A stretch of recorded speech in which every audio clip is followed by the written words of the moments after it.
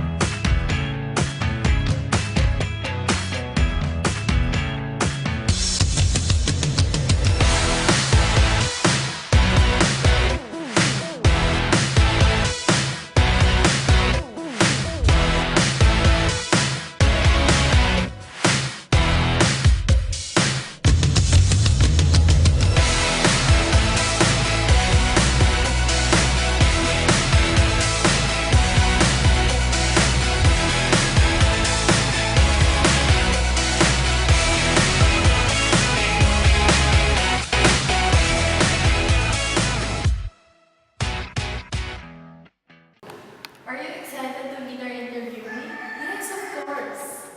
Let us welcome Mr. Harold Aquino. Good morning, sir. Good morning. We're from Shana College, Quezon City, and we are asked to interview someone for our oral history project. Alright, okay, let's start.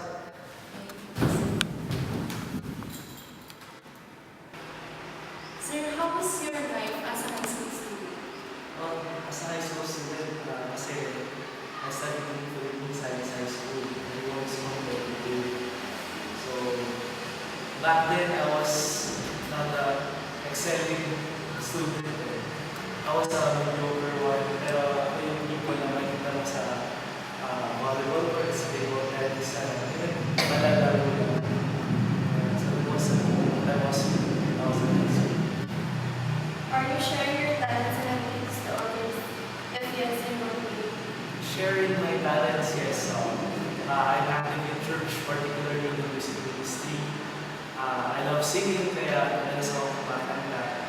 And I also play musical instruments. I play the keyboard, I know how to play some drums, and play guitar, kaya nakakalimutan sa church. And also teach younger ones sa mga instruments.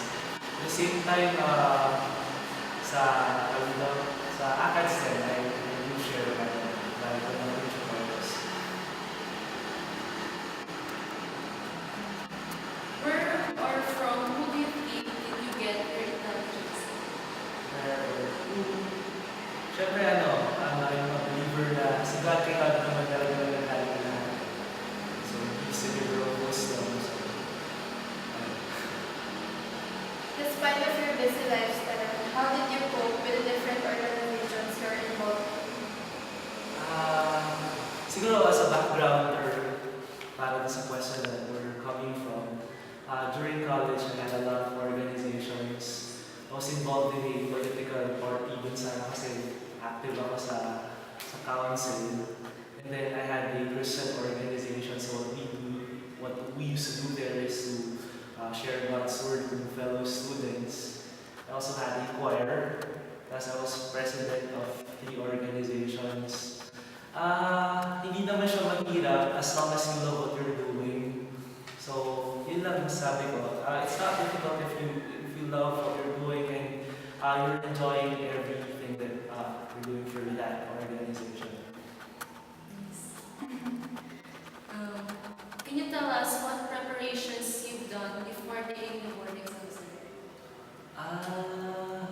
Preparations. Of course, I had to attend review classes. That's very important because there are things that aren't taught in schools. Kaya, we had to review. And then, ayun lang, sagot-sagot ng mga board exam reviewers. Join group study. Group studies is a very effective tool for me kasi mas madali ako matuto kapag nakikipag-interact sa mga ibang tao. What are your plans in improving our city in terms of construction and buildings? In yung specialization ko kasi is, right now is number one, disaster risk management, and number two, fire safety engineering. So for disaster risk management, what we're doing there is to lessen the risk of houses pagdating sa disaster. So we have all experienced yung Mandoy, di ba? Flood. We have all experienced yung earthquakes.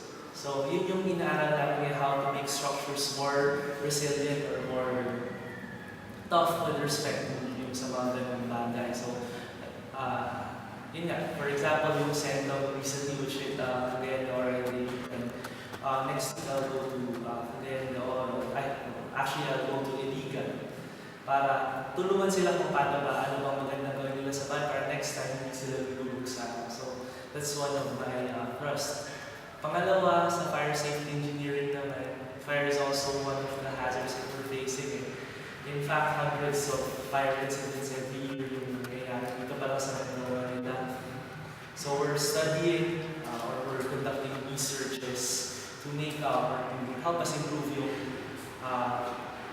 fire resilience at the same time paano mas magaling yung kapalina. What is your greatest achievement so far? Greatest achievement? I don't consider one single accomplishment as my greatest achievement. In fact, I'm very thankful that siguro para sa akin what I consider as my greatest achievement is getting to where I am right now. I was glad that I was able to accomplish a lot while I was in college, even in high school. And I'm thankful that I graduated with honors, tapos with special awards. Actually, yung tina-target ko actually ng college ako is yung award for the all-around student. I didn't get that because somebody else got that, but I got the award award for service. And at the same time, yung most outstanding C student, which is a national award. So we're thankful for that. And for the board exam, it was really my goal to place. So gladly, I landed top 6. Civil engineering is a difficult course to take up. Why did you choose it? Well, kung ako yung nasunod, actually, hindi ko siguro siya kinuha. Probably because when I was in high school, my interest was in chemistry and molecular biology. Kasi mga gusto ko. So, kung ako yung nasunod, I would have taken either chemical engineering or molecular biology and biotechnology. Pero, yun nga, our family business is on construction and real estate. So, by that encouraged and being the obedience son, ayan. And I believe okay naman yung guidance nila. So, ganda naman yung nangyari sa akin. So, ayun. And okay na naman, na-appreciate ko naman siya kasi I was also inclined sa math and sa physics. Sir, what advice can you give to high school students who is planning to take up civil engineering in college? Okay, una dapat you should be able to see yourself as a civil engineer, say 10 years from now. Pangalawa, you should be fascinated with what the civil engineer does. Kasi pag wala yung interest, mahirap talaga. Sabi ko nga kanina, you should love what you're doing. So,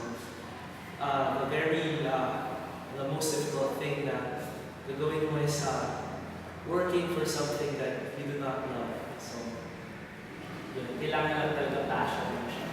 Kung hindi mo pa siya passion yan, siguro gawin mo siyang passion. Sir, for you, what is the most important quality that a student like us should have? Yan, passion. Passion for excellence. Learn everything that you do, strive hard. It's not being competitive, but rather you should be an active pursuit of excellence. Sa lahat ng gagawin mo, you make sure that it's more than what is expected from you. Sir, here's your small gift. Hi, Thank thank you you. for accommodating us. Thanks to